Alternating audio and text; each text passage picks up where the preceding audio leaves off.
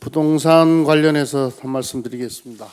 저희 민주당과 정부는 확고한 원칙을 가지고 부동산 정책을 일관성 있게 추진하겠습니다. 수요 관리와 공급 대책을 동시에 마련한 8.4 종합부동산 대책이 시행되고 있습니다. 이번 종합대책으로 과열된 매매 시장은 진정될 것이고 연말까지는 전월세 시장도 안정될 것으로 예측합니다. 민주당과 정부는 이번 종합대책이 안착될 때까지 인내와 끈기를 가지고 부동산 정책을 일관성 있게 추진하겠습니다. 가짜뉴스 유포와 같은 시장 교란 세력의 저항에 후퇴하거나 흔들리지 않겠습니다.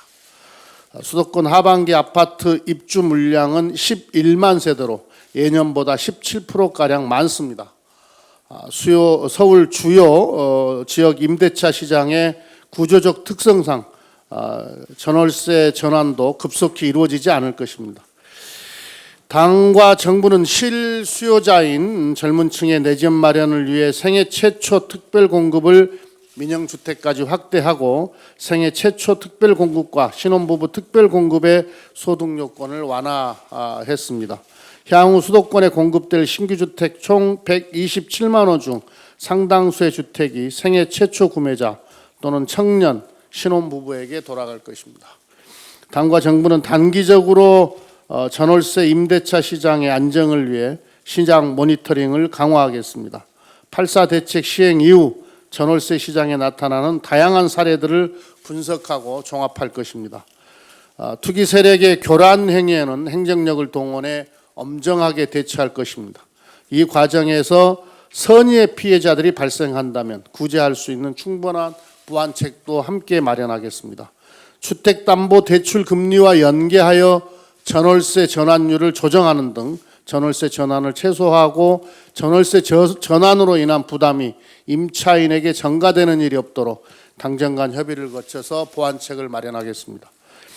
부동산 정책은 정쟁의 대상이 아닙니다. 전 세계가 초저금리와 사상 최대의 유동성으로 인한 자산 거품으로 몸살을 앓고 있습니다. 주요 선진국들도 강력한 부동산 수요 억제 정책을 추진하고 있습니다. 부동산 안정화 정책의 성공을 위해서는 정부와 정치권, 경제 주체들 간의 협력이 필요합니다.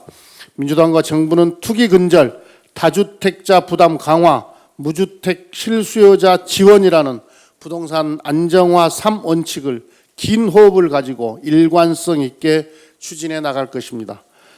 야당도 근거 없는 무책임한 주장으로 시장 불안을 자극하는 발언을 자제하고 세입자 보호 등 서민을 위한 주택 정책 마련에 협력해 줄 것을 요청합니다.